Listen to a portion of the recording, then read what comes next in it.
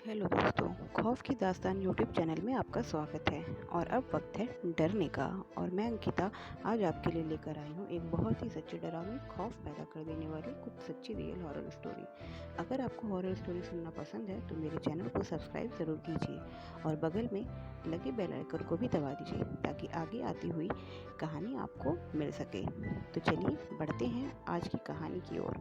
आज की कहानी जो मैं आपको और आज की कहानी जो आपको मैं सुनाऊंगी वो मेरे ही दोस्त की कहानी है। ये इंसिडेंट मेरे एक फ्रेंड के साथ हुआ था और आगे की कहानी मैं उसी के पॉइंट ऑफ व्यू से सुनाऊंगी। मेरे फ्रेंड का नाम सोनी प्रजापति है। उसके फैमिली में उसकी नानी, मम्मी, पापा और एक छोटा भाई रहता है।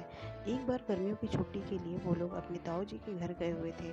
सभी लोग अपने परिवार से मिलकर बहुत खुश थे। सोनी सभी की लाडली है और एक दिन सोनी की ताऊ जी के दोस्त की यहाँ से शादी का इनविटेशन आया और जिस दिन शादी थी सोनी के घर के सभी लोग शादी में जाने की तैयारी कर रहे थे, मगर वहीं सोनी को जाने का मन नहीं था। उसे घर पर ही रहना था, लेकिन सभी लोग उसको जाने के लिए मना लेते हैं। यहाँ शादी में पहुँच सब बहुत एंजॉय करते हैं। सोनी को डेकोरेशन वहाँ की काफ़ी पसंद आती है। सोनी डेकोरेशन देखते देखते फैमिली से दूर बाहर आ जाती है। फंक्शन वाले जगह से वो 1 किलोमीटर की दूरी पे रहती है। उसे वहाँ से कुछ दूरी पे बहुत सुंदर गार्डन दिखता है। वो साथ में उसी गार्डन में एक औरत बैठी दिखाई देती है जो कि वो कुछ मिट्टी में कर रही होती है। औरत का सिर्फ पीछे से स्ट्रक्चर दिखाई देता है। सोनी सोचती है वहाँ जाने का और उस औरत से मिलने का। वो उस औरत से मिल के पूछना चाहती है क्या ये गार्डन उसी ने सजाया है। सोनी आगे जाने लगती है। सोनी को बहुत उत्साह होता है उस औरत से मिलने का, लेकिन वो काफ़ी आगे आ जाती है और उसको वो औरत और ज़्यादा दूर दिखाई देने लगती है। वो जितना वहाँ पहुँचने के लिए चलती, वो औरत और दूर हो जाती। उसे समझ में नहीं आता ऐसा क्यों हो रहा है। वो चलती जाती है। उसे लगता है कि वो पहुँच जाएगी, लेकिन वो जितना जाती है आगे, वो औरत उतनी ही दूर होती जाती है। अब सोनी को समझ में नहीं आता है, वो औरत तो उसके पास से दूर होती जा रही है। सोनी को एक मन कहता है कि वापस यहाँ से चलते हैं। और सोनी वहाँ से जैसे ही मुड़ती है, पीछे से उसी औरत की आवाज़ आती है, क्यों मिलने नहीं आओगी। उसके बाद सोनी एकदम पलट के देखती है तो वो औरत वहीं मिट्टी में कुछ कर रही होती है। सोनी सोचती है कि इस औरत ने खुद आवाज़ दी है, मेरे को जाना चाहिए, और वो वहाँ के लिए निकलती है। दोबारा वो जितना आगे जाती वो औरत उतनी ही दूर होती जाती।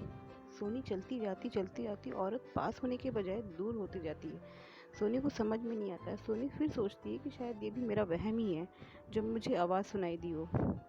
फिर वो वहाँ से मुड़ने लगती है। वो सोचती है कि ये भी शायद उसका वहम होगा जो उसे आवाज़ सुनाई दे रही है। वो वहाँ से मुड़ के जाने लगती है और वो नीचे देखते हुए जब जाती है तो उसे उसी जगह की मिट्टी दिखाई देती है, जैसे किसी ने उसे खोदा हो और उसके ऊपर मिट्टी रखी हो। वो भी उस मिट्टी को हटा के देखने लगती है कि आखिर यहाँ है क्या, वो यहाँ कर क्या रही थी। वो मिट्टी हटाती है तो उसे एक कॉइन जैसा कुछ मिलता है। वो सोनी जो है उस कॉइन को रख लेती है। उसे एक बार भी नहीं लगता कि इसे रखना चाहिए या नहीं रखना चाहिए। वो अपने पर्स में रखती है और फिर अपने फंक्शन वाली जगह पे पहुंच जाती है। जैसे ही वो उस जगह पे पहुंचती है तो उसके सारे परिवार वाले सब बहुत गुस्सा होते हैं, क्योंकि वो बहुत देर से गायब थी। सब उन बोलने लगते हैं कि कहाँ थी इतनी देर तक, हम लोग परेशान हो गए थे। वो कोई जवाब खास नहीं देती है, बस इतना कहती है कि मैं बस गार्डन तक चली गई थी और मुझे वहाँ अच्छा लग रहा था जाने में। खैर उसके उसके बाद सभी लोग फंक्शन पूरा करके घर जाने के लिए निकलते हैं। सब लोग गाड़ी में बैठ के हंसी मजाक बातें करते हैं शादी के बारे में, और वहीं सोनी एकदम शांत बैठी रहती है, मानो जैसे उसे कोई चीज़ का वही नहीं है कि उसके घर वाले उसके साथ हैं, इतनी बातें कर रहे हैं, हंस रहे हैं। वो एकदम चुपचाप बैठी रहती है गाड़ी में। फिर घर पहुंचते ही सबसे पहले सोनी अपने कमरे में जाती है और वहाँ जाके अपने रूम में स्टडी टेबल के पास बैठ जाती है। उसके बाद उसकी नानी आती हैं और कहती हैं, अरे बेटा अभी तुम जग रही हो, मुझे लगा सो गई होगी, चलो सो जाओ, लाइट ऑफ कर लो। लेकिन वो कुछ जवाब नहीं देती है। वो बस उस कॉइन को देखती रहती है और एकदम शांत बैठी रहती है। नानी 2-3 बार बोलती हैं, वो कोई जवाब नहीं देती। सोनी का ना जवाब देना नानी को भी अजीब लगता है। फिर नानी आगे उसे देखती हैं, क्या इस एल्युमिनियम जैसी चीज़ को लेके तू इतना ध्यान से देख रही है, चल सोने चलते हैं। सोनी कोई जवाब नहीं देती है। नानी कहती है अच्छा चलो, जब मन होगा तब आ जाना तुमने, मैं तो चली सोने। सोनी जो है उसी कॉइन को देखती रहती है। फिर अचानक आधी रात में नानी की नींद खुलती है और नानी देखती है सोनी अभी भी वहीं बैठी है और उसी तरह उसी कॉइन को देख रही है। फिर नानी को गुस्सा आ जाता है। नानी जाती है बाद में। नानी कहती है सोनी ये क्या है, तू अभी तक सोई नहीं? तो जैसे ही नानी उसको घुमा के देखती है वो डर जाती है। उनको लगता है ये सोनी को क्या हो गया है, सोनी के चेहरे को क्या हो गया है।